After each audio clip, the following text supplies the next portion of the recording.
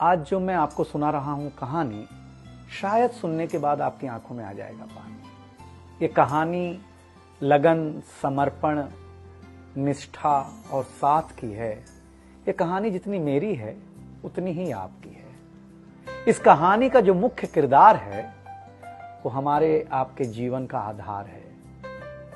वो आपके लिए ज्यादा, अपने लिए कम बनी है। हाँ जी, बिल्कुल सही समझ रहे हैं आप। वो हमारे आपकी पत्नी है। वो हमारी आपकी पत्नी है। कभी आपने सोचा कि वो आप एक के साथ रिश्ता जोड़ा था, लेकिन एक के साथ रिश्ता जोड़ने के लिए उसने घर, गली, आंगन, मोहल्ला, सखी, सहेली, माँ बाप, न जाने कितनों रिश्तों से अपना मुंह मोड़ा था। याद करिए, जब आपके साथ ब्याही थी और आपके घर आई थी तो बहू, भाभी, दुल्हन, न जाने कितने नामों के साथ बुलाई जाती थी। ये सुनकर के वो मन ही मन मुस्कुराए जाती थी। घर के सारे लोग उसी के भरोसे रहते थे। शायद इसीलिए अंग्रेजी में हम उसे हाउसवाइफ कहते थे। कुछ ही दिनों तक उसने दुल्हन होने का आनंद जिया। फिर झाड़ू, पोछा, बर्तन, चूल्हा, चौका, इन सब ने उसको जकड़ लिया। रोज हमारे लिए नाश्ते से लेकर खाने तक कुछ खास रखना, हमारी लंबी उम्र के लिए न जाने कितने उपवास रखना। कुछ महीनों बाद किलकारी गूंजी तो सारे ख्वाब सजे। वो मां बनी तो हम भी बाप बने।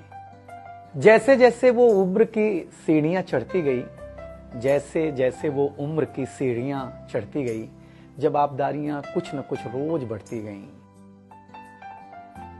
एक तरफ बच्चे पे नजर, दूसरी ओर मैं ऑफिस के लिए लेट न हो जाऊं इस बात का डर। सब कुछ बराबर हो, कुछ रह न जाए, और इस बात पर भी ध्यान कि गैस पर रखा हुआ दूध कहीं बह न जाए।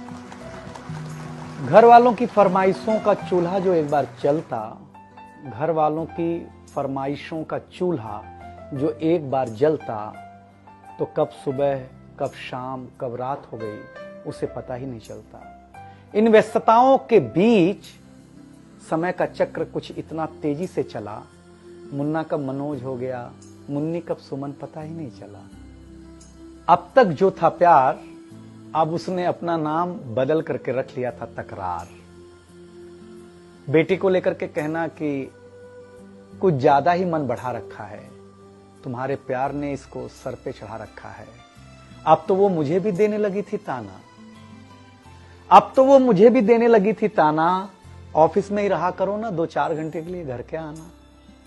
शादी के इतने दिनों बाद भी आज भी हमें सुनना पड़ता है कि न जाने कौन सा पाप किया था जो आपके साथ ब्याह किया था। और ये तो रोज की थी कहानी। इतना जोर से कहना कि घर के सारे सदस्य सुन लें कि एक दिन बीमार होती हूं ना, तो एक दिन बीमार होने पर किसी को कोई देता नहीं है 1 गिलास पानी, लेकिन जैसे ही उसे आपके तबीयत खराब होने का होता आभास, आकर के बैठ जाती थी आपके पास। याद तो होगा ना, वो मीठी बातों के साथ माथे पर विक्स लगाना और साथ में कान में यह भी कहना कि कल सुबह अगर अच्छा ना लगे तो फिर ऑफिस मत जाना। लेकिन एक दिन समय ऐसे मोड़ पर ले आता है जहां बदल जाता है जिंदगी का ताना बाना। थाली में रोटी रखते हुए उसका ये कहना कि बेटी जवान हो गई है, क्या अब लड़का भी मुझे ही ढूंढने होगा जाना। शादी तय हो जाने के बाद 1-1 रुपया जोड़ना, पैसे कम पड़ने पर खुद का कंगन तोड़ना, सब कुछ हो जाएगा मुझे ढाढ़स बढ़ाना, सब कुछ हो जाएगा मुझे ढाढ़स बढ़ाना। विवाह का गीत खुद रोते हुए गाना। याद तो होगा ना आप लोगों को ये गुजरा हुआ जमाना। कुछ समय बाद जब हम जवाबदारियों से मुक्त हो जाते हैं तो कुछ ज्यादा ही धर्मयुक्त हो जाते हैं। उम्र के अंतिम पड़ाव पर हम बीमारियों के बीच जीने लगे हैं। बिना शक्कर की चाय पीने लगे हैं।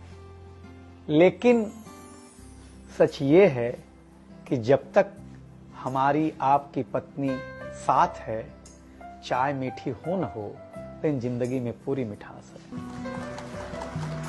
जबकि पत्नी के बारे में बहुत कम लिखा गया है, हर जगह मां का ही गुणगान है।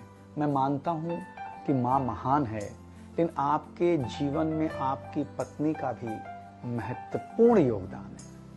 तो आपसे निवेदन इतना सा है कि आप अगर घर पर हों या घर पर जाएं तो अपनी पत्नी का हाथ हाथ में रख करके संतोषानंद जी का लिखा हुआ एक गीत गाएं कि तू धार है नदिया की, मैं तेरा किनारा हूं, तू मेरा सहारा है, मैं तेरा सहारा हूं। आंखों में समंदर है, आशाओं का पानी है, जिंदगी कुछ भी नहीं, तेरी मेरी कहानी।